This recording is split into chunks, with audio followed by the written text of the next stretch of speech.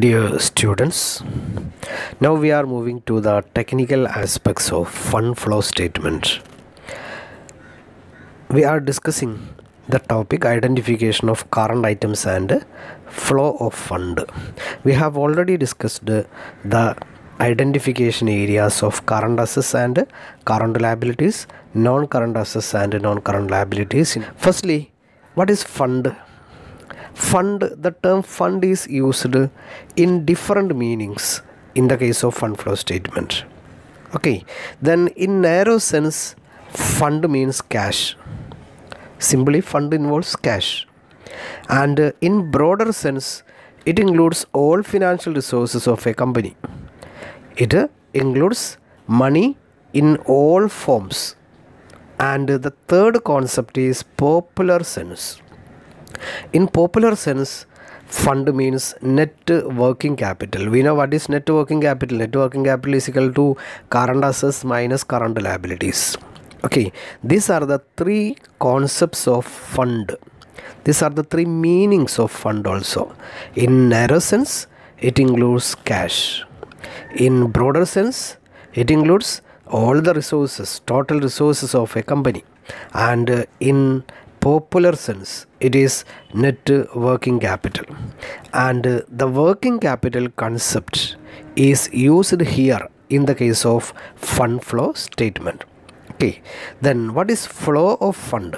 Flow means a change or movement. Okay, and fund flow means changes in fund. Changes in fund means changes in working capital, because we are using the concept of working capital here in the case of fund flow statement. Okay, so fund flow means changes in working capital. The flow may be of two categories. Flow എന്ന് പറഞ്ഞാൽ രണ്ട് type ഉണ്ട്, inflow and outflow.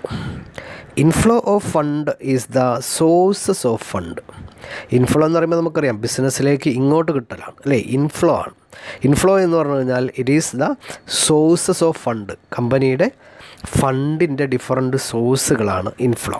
And outflow is called application of fund, അല്ലേ? Inflow എന്ന് പറയുമ്പോൾ sources ആകുമ്പോൾ, outflow എന്ന് പറഞ്ഞു കഴിഞ്ഞാൽ ബിസിനസ്സിൽ നിന്ന് പൈസ പുറത്തേക്ക് പോകലാണ്. It is the applications of fund. Okay, then if the sources are greater than uses or applications, inflow ഔട്ട്ഫ്ലോയേക്കാൾ കൂടുതലാണെങ്കിൽ it results in increase in working capital. Inflow നമുക്കറിയാം, അല്ലേ? ഇങ്ങോട്ട് കിട്ടുന്നത് കൂടിക്കഴിഞ്ഞാൽ അതിൻ്റെ അർത്ഥം വർക്കിംഗ് ക്യാപിറ്റൽ കൂടും തന്നെയാണ്. Okay, if the sources are more than uses or applications, it means increase in working capital. And if the uses are greater than sources, uses സോഴ്സുകളേക്കാൾ അല്ലെങ്കിൽ അല്ലേ അപ്ലിക്കേഷൻസ് സോഴ്സുകളേക്കാൾ കൂടുതലാണെങ്കിൽ അതിനെന്തെന്ന് പറയും? ഡിക്രീസ് ഇൻ വർക്കിംഗ് ക്യാപിറ്റൽ എന്ന് പറയാം. Just opposite. Okay, so flow of fund may be increase or decrease in working capital. അപ്പോൾ അതുകൊണ്ട് തന്നെ ഫണ്ട് ഫ്ലോ എന്ന് പറഞ്ഞു കഴിഞ്ഞാൽ it may be increase in working capital or decrease in working capital. എങ്ങനെയാണ് ഒരു ട്രാൻസാക്ഷനിൽ ഫണ്ട് ഫ്ലോ ഉണ്ടോ ഇല്ലയോ എന്ന് ഐഡൻറ്റിഫൈ ചെയ്യുക? ഇതാണ് നമ്മുടെ പ്രധാനമായിട്ടുള്ള ഒരു task. If a transaction involves one current item and one non current item. Current items നമ്മൾ ഓൾറെഡി ഡിസ്കസ് ചെയ്തു. Current assess, current liabilities. Non current items, non current assess, non current liabilities. Okay, if a transaction involves one current item and one non current item, അല്ലേ, there is flow of fund. Yes എന്നാണ് എഴുതിയിരിക്കുന്നത്. There is flow of fund. And in case of receipt of non trading nature, trading nature അല്ലാത്ത റെസിപ്റ്റുകളുണ്ട്, interest received, dividend received etcetera. അതിൻ്റെ കേസുകളിലും നമ്മൾ പറയുക there is flow of fund.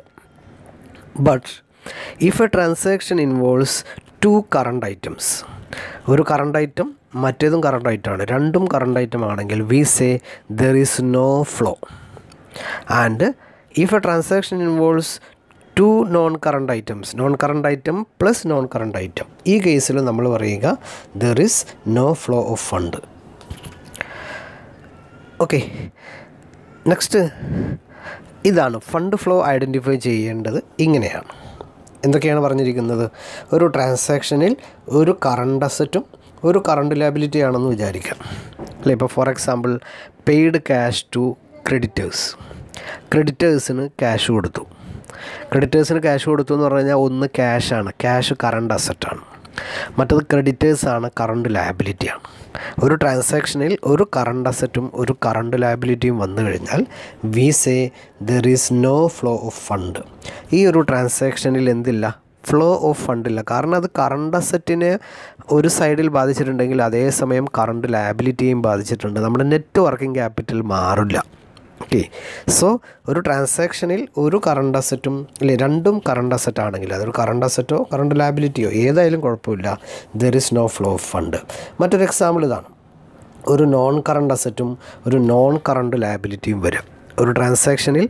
ഇപ്പോൾ for example issued shares in consideration of machinery. ക്യാഷിന് പകരം machinery വാങ്ങിയിട്ട് അതിന് ഷെയർ ഇഷ്യൂ ചെയ്തു. രണ്ട് ആസ്പെക്ട്സ് ഏതൊക്കെയാണ് വരിക? ഒന്ന് മെഷീനറി എന്ന് പറഞ്ഞു കഴിഞ്ഞാൽ ഒരു നോൺ കറണ്ട് അസറ്റാണ്. ഷെയർ ക്യാപിറ്റൽ ഒരു നോൺ കറണ്ട് ലയബിലിറ്റിയാണ്. രണ്ടും നോൺ കറണ്ട് ഐറ്റമാണ്. ഇതൊരിക്കലും നമ്മുടെ വർക്കിംഗ് ക്യാപിറ്റലിനെ അഫക്റ്റ് ചെയ്യില്ല, കാരണം കറണ്ട് അസറ്റോ കറണ്ട് ലയബിലിറ്റിയോ ഓൾറെഡി ഇല്ല. ഓക്കെ, ഈ ഒരു ട്രാൻസാക്ഷനിലും നമ്മൾ പറയുക there is no flow of fund എന്നാണ്. ഫ്ലോ ഓഫ് ഫണ്ട് ഉണ്ടാവുക നമ്മുടെ ഈ റൈറ്റ് സൈഡിൽ പറഞ്ഞ കേസുകളിലാണ്. ഓക്കെ, ഇതാണ് ഫ്ലോ ഓഫ് ഫണ്ട് ഉണ്ടാകുന്ന കേസുകൾ. ഏതൊക്കെയാണ് ട്രാൻസാക്ഷൻ? ഒരു കറണ്ട് അസറ്റും ഒരു നോൺ കറണ്ട് ലയബിലിറ്റിയും. അവിടെയുള്ള പ്രത്യേകത ഒന്ന് current item and the second one is known current item. ഇവിടെയും അങ്ങനെ തന്നെയാണ്. Current asset and non current asset. ഒന്ന് കറണ്ട് ഐറ്റമാണ്, ഒന്ന് നോൺ കറണ്ട് ഐറ്റമാണ്. Then current liability and non current asset, current liability and non current liability. ഇപ്പോൾ ശ്രദ്ധിക്കേണ്ടതേ ഉള്ളൂ, one item should be current item and the second item should be non-current item.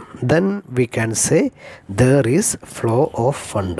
ഇപ്പോൾ ഒരു ട്രാൻസാക്ഷനിൽ flow of fund ഉണ്ടോ ഇല്ലയോ എന്ന് identify ചെയ്യുന്ന ഒരു ടാസ്ക്കാണ് നമ്മൾ ശ്രദ്ധിക്കേണ്ടത്. ഓക്കെ, ദെൻ എന്തൊക്കെയാണ് ഇതുമായി ബന്ധപ്പെട്ട് ഗൈഡ് ലൈൻസ് നോക്കാം. Guide lines four identification of transactions affecting flow of fund. First, all transactions involving only current items. Current item മാത്രമുള്ള transactions, just like current asset, current liability or both. Okay, then do not affect fund. അവിടെ ഫണ്ടിനെ affect ചെയ്യില്ല. there is no flow. ഏതാണ് കേസിൻ്റെ പ്രത്യേകത? Only current items. അതെങ്ങനെയൊക്കെ ആവാം? Transaction involving two current assets, transaction involving two current liabilities, transaction involving a current asset and a current liability. ഇപ്പോൾ ഇവിടെ ഉള്ള എല്ലാത്തിൻ്റെയും മൂന്നിൻ്റെയും പ്രത്യേകത there is only current items, so there is no flow of fund. ഇപ്പോൾ ഇവിടെ ഈ കേസിൽ നമുക്ക് നോ ഫ്ലോ എന്ന് പറയാം. Second, all transactions involving only non-current items do not affect fund. ഇപ്പോൾ നമ്മൾ കറണ്ട് ഐറ്റം പറഞ്ഞ പോലെ തന്നെ നോൺ കറണ്ട് ഐറ്റം മാത്രമുള്ള ട്രാൻസാക്ഷൻ്റെ കേസിലും അതും ഫണ്ടിനെ അഫക്റ്റ് ചെയ്യില്ല. എങ്ങനെയൊക്കെ വരാം? Transaction involving two non current assets, രണ്ട് ഐറ്റവും നോൺ കറണ്ട് അസറ്റാണ്. Transaction involving two non current liabilities, രണ്ടും നോൺ കറണ്ട് ലയബിലിറ്റീസ് ആണ്. അല്ലെങ്കിൽ transaction involving a non current asset and a non current liability. അപ്പോൾ ഈ രണ്ട് ഫസ്റ്റ് സെക്കൻഡ് കേസുകളുടെ പ്രത്യേകത there is no flow of fund. Okay, then next, all transaction involving one current item, current asset or current liability, and other non-current item, non-current asset or non-current liability will affect fund. ഒരു ട്രാൻസാക്ഷനിൽ രണ്ട് aspects ഉണ്ട്, one current item and the other non current item. ഈ കേസിൽ അവിടെ എന്തുണ്ട് എന്നാണ് പറയുന്നത്? Flow of fund ഉണ്ട് എന്നാണ് പറയുന്നത്. അപ്പോൾ ഏതൊക്കെ കേസുകളാവാം? Transaction involving a current asset and a non-current asset, transaction involving a current asset and a non-current liability, transaction involving a current liability and a non-current liability, transaction involving a current liability and a non-current asset. Here one aspect is current item and the second aspect is non-current item. Then we can say there is flow of fund. Okay, now the next topic that we have to cover is the procedure for identifying flow fund. The procedure and the problems will be discussed in our next video. Okay, thank you very much.